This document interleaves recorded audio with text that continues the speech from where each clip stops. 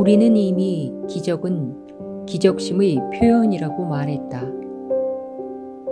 기적심이란 우리가 지금 사용하고 있는 의미에서 단지 바른 마음 상태를 의미할 뿐이다.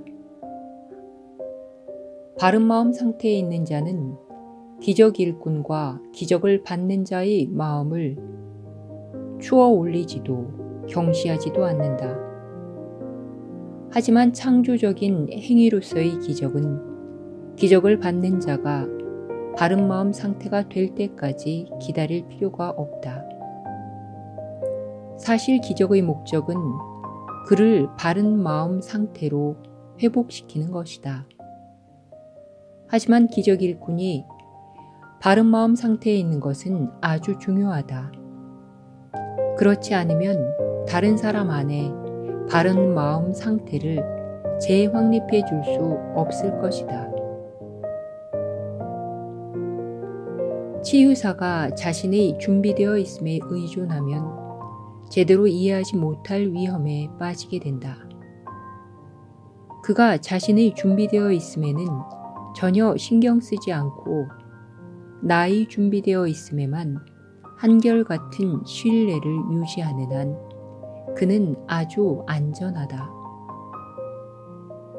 만약 기적을 행하는 너의 성향이 제대로 기능하지 않는다면 그것은 항상 너의 바른 마음 상태로 두려움이 침범해 들어와서 문자 그대로 그 상태를 뒤엎어 놓았기 때문이다.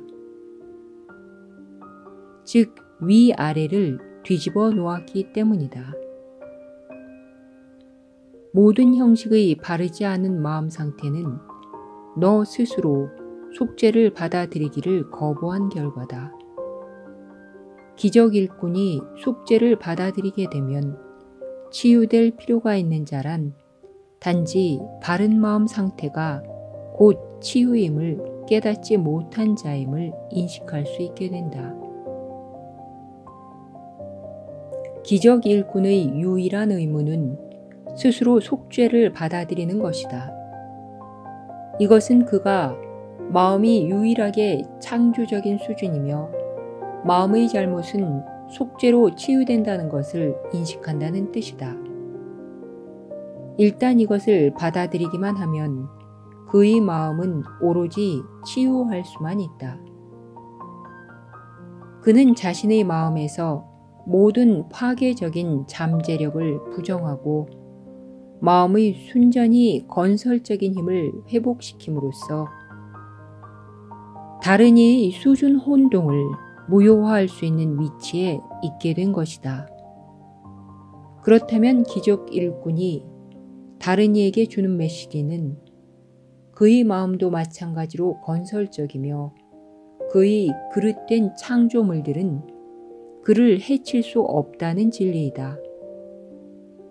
이렇게 확언함으로써 기적 일꾼은 마음을 학습 도구, 몸에 대한 과대평가에서 해방하여 학습자로서의 진정한 위치로 회복시킨다. 몸은 창조하지 않듯이 배우지도 않는다는 사실을 한 번 더 강조하고자 한다. 학습 도구로서 몸은 그저 학습자를 따를 뿐이지만 자기 주도권을 잘못 부여받으면 자신이 촉진해야 할 바로 그 배움에 심각한 방해물이 된다. 오로지 마음만이 빛을 비출 수 있다. 영혼은 이미 밝게 비추어져 있으며 몸은 그 자체로 너무 둔하다. 하지만 마음은 둔함은 지성의 반대라서 독립적으로 배우기가 쉽지 않음을 인식함으로써 자신의 빛으로 몸을 비춰줄 수 있다. 몸은 독립적으로 배우기가 쉽지 않지만 둔함 너머로 빛을 보는 법을 배운 마음은 몸을 쉽사리 자신에게 협력하게 만들 수 있다. 교정적인 배움은 언제나 영안을 깨우고 육안에 대한 믿음에 등을 돌리는 것에서 시작한다. 이것이 그렇게 자주 두려움을 수반하는 까닭은 사람이 자신의 영안이 보게 될 바로 그것을 두려워하기 때문이다. 우리는 전에 영안은 잘못을 볼 수 없으며 잘못 너머로 속죄라는 방어 기제만을 바라볼 수 있다고 말했다. 영안이 보는 것이 극심한 불편함을 일으킨다는 것에는 의심의 여지가 없다. 하지만 사람은 그런 불편함이 영안의 지각이 가져오는 최종 결과가 아니라는 것을 잊었다. 제단의 오염을 바라보도록 허락받았을 때 영안은 즉시 눈을 돌려 속죄도 바라본다. 영안이 지각하는 것은 그 무엇도 두려움을 유발할 수 없다. 정확한 영적 자각에서 발생하는 모든 것은 다만 교정으로 보내질 뿐이다. 불편함은 단지 교정의 필요성을 강력하게 자각하도록 만들기 위해 일어난다. 육안이 보는 것은 교정하지 않으며 육안이 볼 수 있는 어떤 도구로도 교정될 수 없다. 육체적 시각이 말해주는 것을 믿는 한 사람의 모든 교정적인 행동은 잘못 인도될 것이다. 진정한 비전이 가려지는 까닭은 사람이 자신의 더럽혀진 재단을 보는 것을 견딜 수 없어 하기 때문이다. 그러나 재단은 이미 더럽혀졌기에 그것을 지각하지 않는다면 그의 상태는 곱절로 위험해진다. 치유에 대한 두려움은 결국 치유가 필요하다는 명백한 사실을 받아들이지 않으려는 저항 때문에 일어난다. 사람은 자기 자신에게 행한 것을 바라보지 않으려고 저항한다. 치유는 분리 이후에 사람에게 부여된 능력으로서 그전에는 전혀 필요 없었다. 시공간 믿음의 모든 측면들처럼 치유하는 능력도 일시적이다. 그러나 시간이 지속되는 한 치유는 사람을 보호하기 위한 수단으로서 필요하다. 그 이유는 치유가 자비에 기초하기 때문인데 자비는 다른 사람이 자신의 완벽함을 지각할 수 없을지라도 그의 완벽함을 지각하는 방법이다. 사람이 지금 생각할 수 있는 대부분의 고상한 개념은 시간에 의존한다.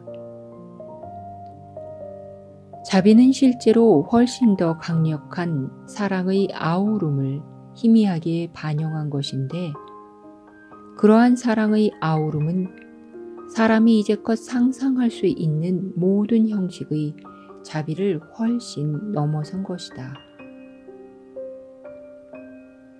바른 마음 상태를 지금 얻을 수 있다는 제한적인 의미에서 자비는 바른 마음 상태에 꼭 필요하다. 자비는 다른 사람을 그가 실제로 성취한 것보다 시간상으로 이미 훨씬 더 멀리 나아간 듯이 보는 방법이다. 그는 그릇되게 생각하고 있기에 스스로 속죄를 볼 수 없다. 그렇지 않다면 그는 자비가 전혀 필요하지 않았을 것이다. 다른 사람을 자비롭게 대한다는 것은 그가 현재는 약하다는 것을 인정하면서도 앞으로는 더 강해질 수 있음을 인식하는 것이다. 이런 두 가지 지각이 언급된 방식은 그 지각들이 시간의 의존함을 뚜렷이 보여주면서 자비가 비록 자신보다 더 높은 수준을 향하고 있을지라도 인간의 한계 안에 있음을 아주 뚜렷이 보여준다. 우리는 앞에서 오로지 계시만이 시간을 초월한다고 말했다. 인간의 진정한 자비의 표현으로서의 기적은 기껏해야 시간을 단축할 수 있을 뿐이다. 하지만 다른 사람에게 기적을 베푸는 사람은 두 사람 모두의 고통을 단축한다는 것을 반드시 이해해야 한다. 이것은 순방향은 물론 소급적으로도 작용하는 교정 요인을 전체 기록에 들여온다.